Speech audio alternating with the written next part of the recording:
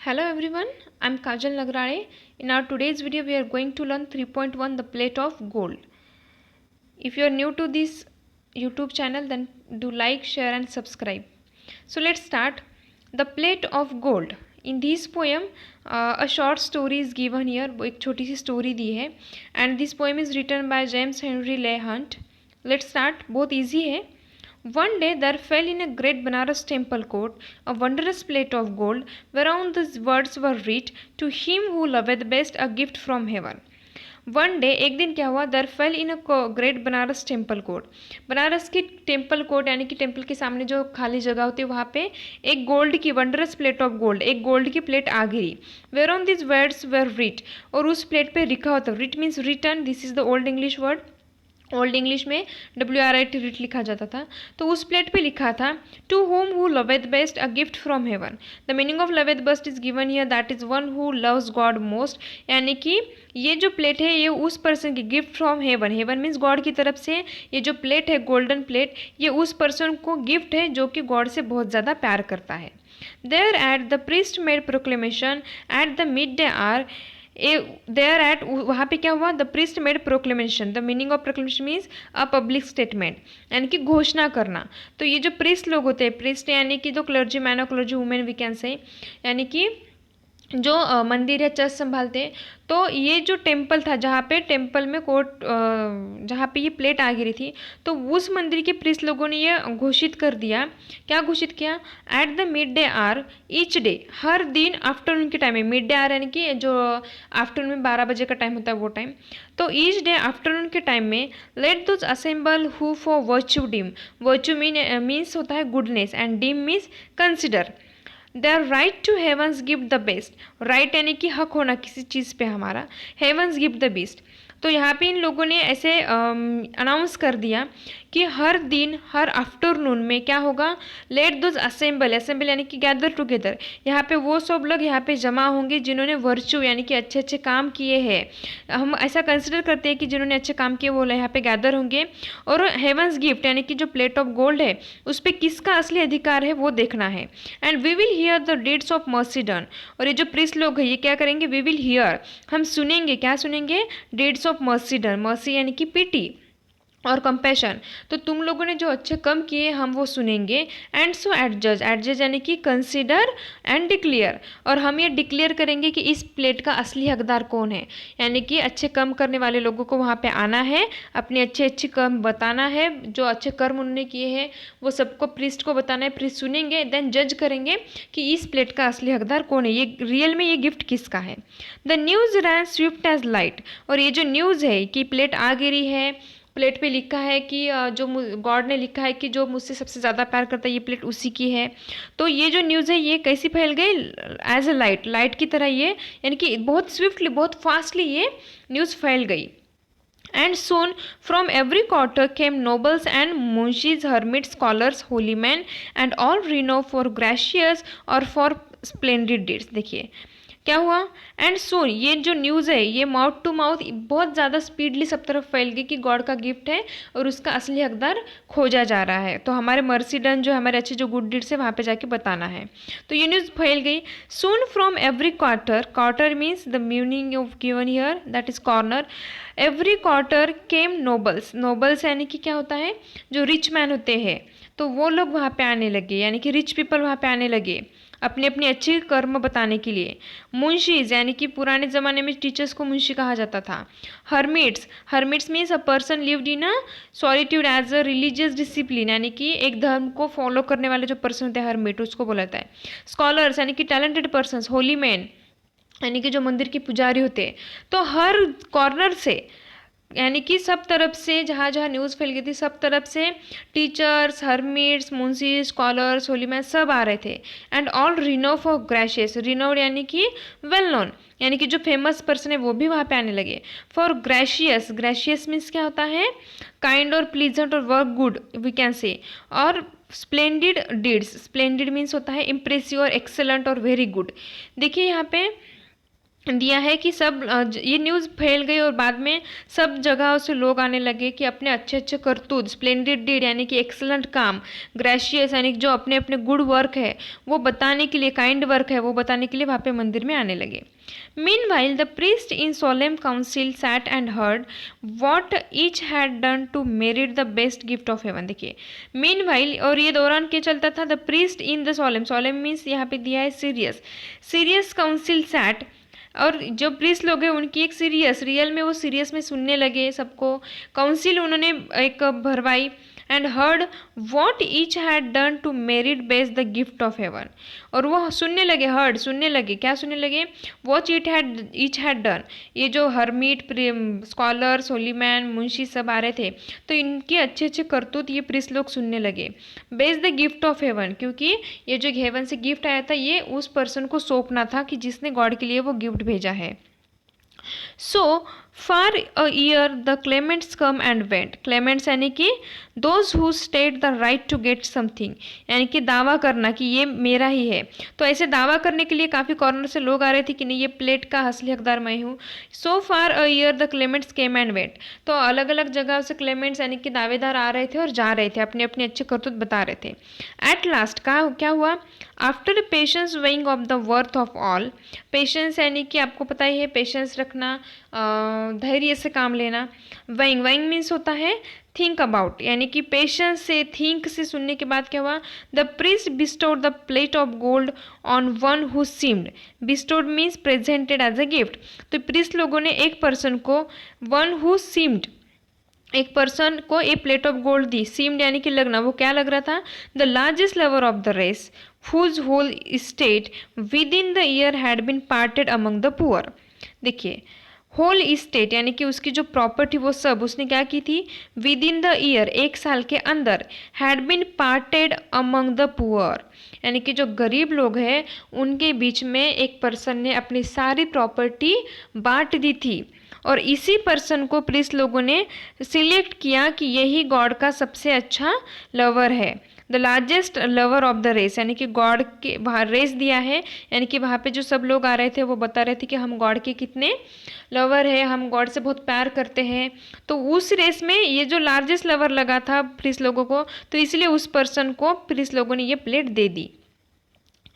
बाद में क्या हुआ, हाँ, this man all trembling with his Joy, और ये जो पर्सन था जिसको ये प्लेट मिली थी, trembling with his Joy. Trembling means क्या होता है, वो बहुत ही ज़्यादा शेक हो रहा था, यानी कि खुशी से वो झूम उठा था.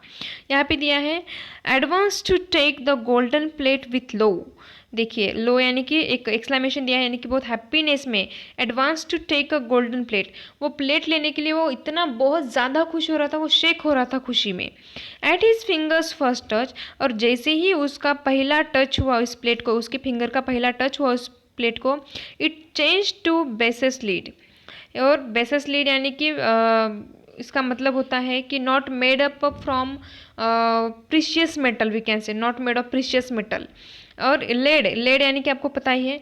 तो वो जो प्लेट है वो कन्वर्ट हो गई, पहले वो गोल्ड की थी लेकिन जैसे ही इस पर्सन का उस प्लेट को हाथ लगा वो बेसिस लेड में वो कन्वर्ट हो गई, यानी कि एक लो क्वालिटी मेटल में कन्वर्ट हो गई. All stood aghast. Aghast means shocked and horrified. सब लोग एकदम शॉक हो गए कि ये कैसे, क्या हो गया, ये प्लेट अभी तक गोल्ड थी, जैसे इस पर्सन ने उसे छुआ, उसके क्लेमेंट ने उसे छुआ तो वो प्लेट क्या हो गई, एक लो क्वालिटी मेटल में कन्वर्ट हो गई. But when the hapless claimant dropped it clanging on the floor. But when the hapless means यहाँ पे दिया है अनफॉर्चुनेट, यानी कि वो जो पर्सन है उसको अनफॉर्चुनेट कहा है. तो जैसे ही उस प्लेट ने ड्रॉप्ड, यानी कि प्लेट हाथ में से छोड़ दी, यानी कि वो शॉक्ड हुआ कि ये प्लेट गोल्ड की थी, अभी ये बेसिस मेटल में कन्वर्ट हो गई, तो वो शॉक हो गई, उसने क्या है ड्रॉप, वो प्लेट को छोड़ दिया. It क्लैंगिंग on the floor. क्लैंगिंग यानी कि रिसाउंड, वो जो प्लेट है वो साउंड करते हुए फ्लोर पे गिरी नीचे. Heaven's garden was again transfer to shining gold. और जैसे देखो यहाँ पे गार्डन का मीनिंग दिया है रिवार्ड, और ये जो हेवन से प्लेट आई थी, ये जो रिवार्ड आया था वो जैसे ही ज़मीन पे गिर गई वो प्लेट, वो अगेन गोल्ड में ट्रांसफ़र हो गई. यानी कि वो जो पर्सन का हाथ लगती ही वो बेसिस मेटल में, यानी कि लो क्वालिटी मेटल में कन्वर्ट हो गई, जैसे ही उसके हाथ से छूटी वो वापस गोल्ड में कन्वर्ट हो गई.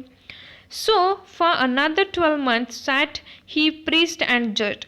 बाद में ऐसे ही करते करते बाद में 12 मंथ्स चले गए, अनादर 12 और अलग 12 मंथ उसमें चले गए, यानी कि 12 मंथ का टाइम लगा। ही प्रीस्ट एंड जज्ड, यही सब चलता रहा। लोग आते रहे, अपनी दावा करते रहे, अपनी गुड डीड्स बता रहे और प्रीस्ट लोग उसको जज करते रहे। थ्राइस दे अवॉर्डेड, 3 बार ये प्लेट किसी को देगी। Trace did heaven refuse the gift. देखो यहाँ पे ट्रेस दिया है, ट्राइस मीन्स होता है in a moment heaven refuses the gift. In a moment यानी कि within a fraction of the second, वो क्या होता था, in the blink of an eye, we can say in the blink of an eye, यानी कि आँख झपकने से पहले ही हेवन क्या करता था, उस प्लेट को, उस गॉड की उस गिफ्ट को उस पर्सन को देने के लिए रिफ्यूज़ करता था, यानी कि वो जो प्लेट है वो सडनली दूसरे मेटल में कन्वर्ट हो जाती थी।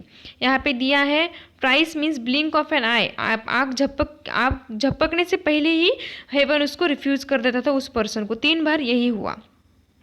Meanwhile, a host of poor, maimed beggars in the street lay all about the temple gate in hope to move that love whereby each claimant hoped to win the gift। देखिए यहाँ पे दिया है meanwhile, ये इसी दौरान क्या हुआ, अ होस्ट ऑफ पुअर यानी कि लार्ज क्वांटिटी में पुअर लोग, गरीब लोग वहाँ पे आने लगे।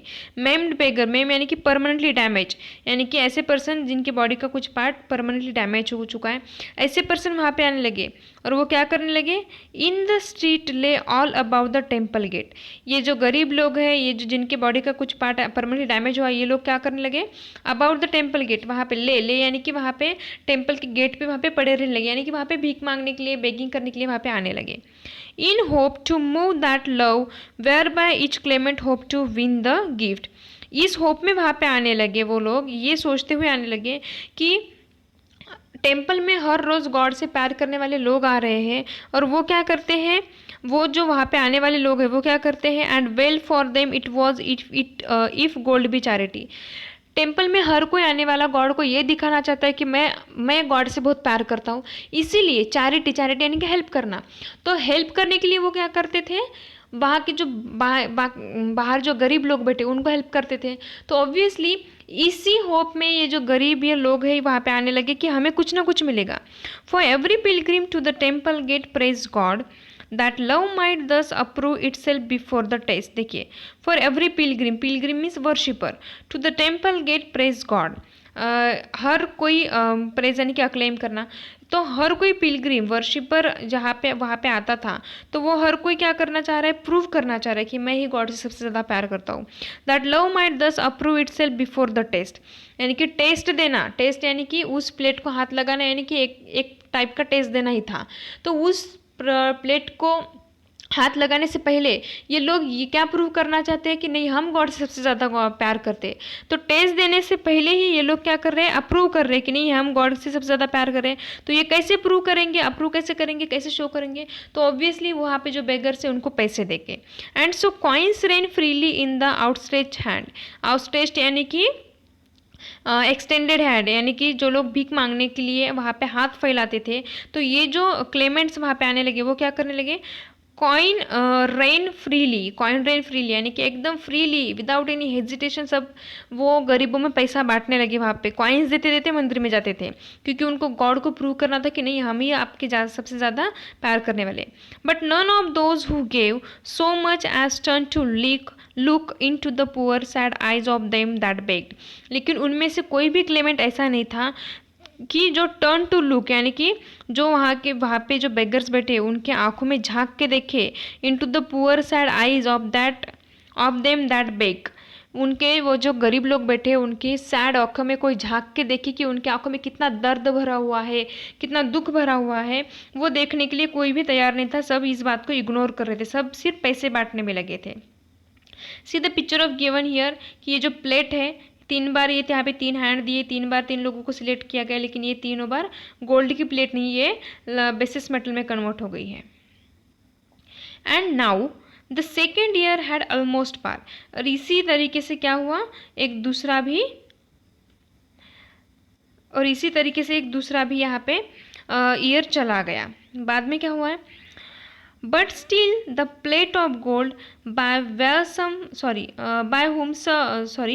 whomsoever touch was turned to lead। इसी तरीके से दूसरा ईयर भी चला गया, but still the plate of gold by whomsoever touch was turn to lead. और बाद में दूसरे पहले ईयर को उन्होंने 3 लोगों को चॉइस किया था, लेकिन दूसरे ईयर भी ऐसे ही चला गया, जो जो प्लेट को टच कर रहा था तो प्लेट जो वो लेड में कन्वर्ट हो रही थी। At length there came a simple peasant after a long time, length यानी कि after a long time, there came a simple peasant, एक सिंपल सा वहाँ पे पर्सन आया, not aware of that strange contest of the gift of God. और इस person को इस स्ट्रेंज कंटेस्ट के बारे में पता भी नहीं था कि कोई गॉड का गिफ्ट है और ऐसे हमें गुड डीड्स वहाँ पे बताना है, लाइकवाइज इस कुछ भी नहीं पता था उसको। To pay a vow within the temple, और वो जो पर्सन है वो किस बात के लिए, Waugh within the temple, Waugh यानी कि क्या होता है, यानी कि सोलेम प्रॉमिस करना, यानी कि वी कैन से वो सिर्फ गॉड को वहाँ पे देखने के लिए, गॉड के पैर छूने के लिए, गॉड से आशीर्वाद लेने के लिए वहाँ पे आया था, बाकी किसी भी पर्पज़ से वो पर्सन वहाँ पे टेम्पल में नहीं आया था। As he passed along the line of shrivelled beggars, और जैसे ही वो वहाँ पे जाने लगा, टेम्पल के अंदर जाने लगा, the line of shrivelled beggars, श्रीवल्स यानी कि ड्राइड अप एंड व्रिंकल, यानी कि जिसके चेहरे पे बहुत विंकल पड़े हुए, जिसका चेहरा सूखा हुआ है, ऐसे बेगर पे उसकी नज़र पड़ी। All he soul was move within him to sweet pity, और उसके मन में एक दया की भावना जाग उठी, उसको बहुत बुरा लग रहा था उन बेगर्स को देख के। And the tears weld up and tremble in his eyes, और उसकी आंखों में उन बेगर को देख के पानी आ गया। वो बहुत ही अननोन था इस सब कॉन्टेस्ट को लेकर, उसे नहीं पता था, वो सिर्फ वहाँ पे भगवान के लिए आया था, भगवान से आशीर्वाद लेने के लिए। और जैसे वो अंदर जाने लगा उसे वो बेगर्स दिखे, और बेगर्स देख के उसकी आंखों में पानी आ गया। Now by the temple gate, Now by the temple gate there lay a poor sore creature blind and shunned by all। देखिए टेम्पल गेट पे क्या हुआ, देयर ले अ पुअर सोअर क्रिएचर, एक गरीब, सोअर यानी कि बहुत ही पेनफुल, एंड ब्लाइंड यानी कि अंधा, एंड शन बाय ऑल, शन यानी कि avoided by and rejected by, यानी कि सब लोगों ने जिसको रिजेक्ट किया था, अवॉइड किया था, ऐसा एक पर्सन जिसको कि बहुत पेन हो रहा है, जो ब्लाइंड है, ऐसा एक पर्सन इस प्लीजेंट मैन को देखा। But when the pleasant came and saw the Silas face and trembling maimed hands, he could not pass। लेकिन जब ये प्लीजेंट मैन वहाँ पे आया, सॉ द साइलेस फेस, यानी कि वो जो पर्सन है जो पेन में तड़प रहा है, उसका फेस देखने के बाद, ट्रेम्बलिंग मीन्स मैंने आपको पहले बताया शेक होना, मेम्ड हैंड्स, मेम यानी कि परमानेंटली डैमेज, यानी कि ये जो पर्सन था, सोअर क्रिएचर यहाँ पे दिया है, उसके जो हैंड्स है वो कैसे मेम यानी कि परमानेंटली डैमेज हो चुके हैं। ये सब देख के, उस बेगर की ऐसी हालत देख के, ही कुड नॉट पास, वो आगे जा ही नहीं सका, वो जो पीजेंट है वो आगे जा ही नहीं सका। बट नेल्ट यानी कि क्या होता है, फॉल टू वंस नीज, वो घुटनों पे वहीं पे बैठ गया, वो मंदिर में गया ही नहीं, वो घुटनों पे वहीं पे बैठ गया। And took both palms in his and softly said, और उस बेगर के दोनों हाथ अपने पाम्स में लेके, अपने हाथ में लेके, O thou my brother bear thy troubles bravely, और उसने उस पीजेंट ने एक बेगर से कहा, क्या कहा, ओ दाऊ माई ब्रदर यानी कि मेरे भाई, बियर दाई ट्रबल्स ब्रेवली, ये जो तुम्हें दुख मिले हैं इसका ब्रेवली सामना करो, गॉड इज़ गुड, गॉड बहुत अच्छे हैं। Then he arose and walked straight away across the court, और उस बेगर से ऐसे कह के, यानी कि अपने हाथों में हाथ लिया और उससे कहा कि इस सब का सामना करो, गॉड बहुत अच्छे हैं, तुम्हें भी अच्छा दिन देखने को मिलेगा। तो ऐसा कह के वो वहाँ से अरोज यानी कि वहाँ से उठा, and walked straight way across the court, और वो सीधा मंदिर में चला गया। And entered where the wrangle of their deeds of love before the priest, और वो उस एरिया में गया, उस मंदिर के, जहाँ पे कि सब लोग अपने अपने गुड डीड्स आर्ग्यू बता रहे थे, आर्ग्यू एंड एंग्रीली यहाँ पे रैंगल का मतलब दिया है, तो सब बहुत गुस्से में आके अपने अपने गुड डीड्स उस प्रीस्ट को बता रहे थे, उस एरिया में ये पर्सन चला गया। A while he listen sadly, थोड़ी देर उसने वो सब कुछ देखा, बहुत ही सैड होके वो सुना कि सब लोग उस प्लेट के लिए कैसे झगड़ा कर रहे हैं। देन हैड टर्न अवे, और बाद में वहाँ से टर्न हुआ, but something move the priest, लेकिन कुछ ऐसी बात थी, the priest who held the plate of gold to back on the peasant, उस पीजेंट को, उस पर्सन को, बैक ऑन मीन्स कॉल, वहाँ पे कुछ ऐसा लगा, वहाँ पे जो प्रीस्ट थे प्रेजेंट थे, तो प्रीस्ट ने इस पीजेंट को देखा, और उस प्रीस्ट को कुछ तो भी ऐसा लगा, समथिंग मूव, कुछ तो भी ऐसा लगा कि इस पर्सन को वापस आवाज़ देनी चाहिए। सो ही केम, और जो प्रीस्ट है उन्होंने इस पर्सन को आवाज़ दिया, और ये जो पीजेंट है वहाँ पे गया भी प्रीस्ट के पास। नॉट अंडरस्टैंडिंग एंड ओबे, उसे कुछ समझ में नहीं आ रहा था, लेकिन फिर भी उसने जैसे ही प्रीस्ट ने आवाज़ लगाई वो प्रीस्ट के पास चला गया। And stretched his hand and took the sacred vessel, और उसने अपने हाथ आगे किए, और वो जो सेक्रेड वेसल है, सेक्रेड वेसल यानी कि कंटेनर, लेकिन यहाँ पे सेक्रेड यानी कि होली, यानी कि जो बहुत ही पवित्र है। तो ये जो प्लेट थी वो गॉड की जो गिफ्ट थी वो उसने हाथ में ली। Lo it shone with thrice its former lustre, लेकिन वहाँ पे क्या हुआ, इट शोन यानी कि shone is the past form of shine, वो प्लेट शाइन करने लगी with thrice its former lustre, यानी कि वो प्लेट जितना पहले शाइन कर रही थी, लस्टर में शाइन, तो उसके 3 गुना ज़्यादा ये प्लेट और ज़्यादा शाइन करने लगी। बाकी लोगों ने हाथ लगाया तो वो बेसिस लेड में कन्वर्ट हो गई थी, लेकिन यहाँ पे जिससे इस पर्सन ने हाथ लगाया वो 3 गुना ज़्यादा शाइन करने लगी। And amaze them of all, और वहाँ पे सब लोग एकदम अमेज्ड हो गए, सरप्राइज हो गए। सन क्राइड द प्रीस्ट वहाँ से उससे बोले, son rejoice the gift of God is thine, और प्रीस्ट ने कहा कि देखो रिजॉइस यानी कि हैप्पीनेस हो जाओ, हैप्पी हो जाओ, ये जो गॉड का गिफ्ट है ये तुम्हारा है। जो प्रीस्ट थे वो भी बहुत खुश हो गए। Thou lovest best and all made answers it is well, thou lovest best यानी कि तुम ही गॉड से सबसे ज़्यादा लवर हो, तुम ही गॉड से सबसे ज़्यादा प्यार करते हो। इट इज़ वेल, और सब कुछ ठीक है। And one by one departed, वहाँ से फिर सब लोग जो क्लेमेंट्स आए थे वहाँ से एक एक निकल जाने लगे। But the peasant knelt and prayed, लेकिन नेल्ट यानी कि मैंने पहले ही कहा घुटनों के बल बैठना, ये पीजेंट वहीं पे घुटनों के ऊपर बैठ गया एंड प्रे करने लगा। Bowing his head above the golden plate, और उसने अपना हेड जो है वो गोल्डन प्लेट के सामने झुकाया। झुकाया और क्या कहा, while over he soul like morning steam and the love of God, और उसका जो अंतरात्मा है वो कैसे लगा, like morning steam the love of God, यानी कि ऐसे लग रहा था कि उसके अंदर से गॉड के लिए लव बाहर आ रही, लाइक वाइज ऐसी फीलिंग आ रही थी। तो फाइनली वो जो असली क्लेमेंट था, असली जो राइट पर्सन था उस प्लेट का, तो वो यहाँ पे प्रेस लोगों को मिल गया। The poem is written by James Henry Leigh Hunt, and these are the hard words used in the poem. Priest means clergyman or clergywoman. Assemble means gather together. Virtue means goodness. Mercy means pity. Gracious means pleasant. Splendid means excellent. Vying means think about. Basest means not made of precious metal. Clanging means resound. Trice means in a moment. Charity means help. Pilgrim means worshipper. Vow means solemn promise. Tremble means shake. Soar means painful. Knelt means fall to one's knees.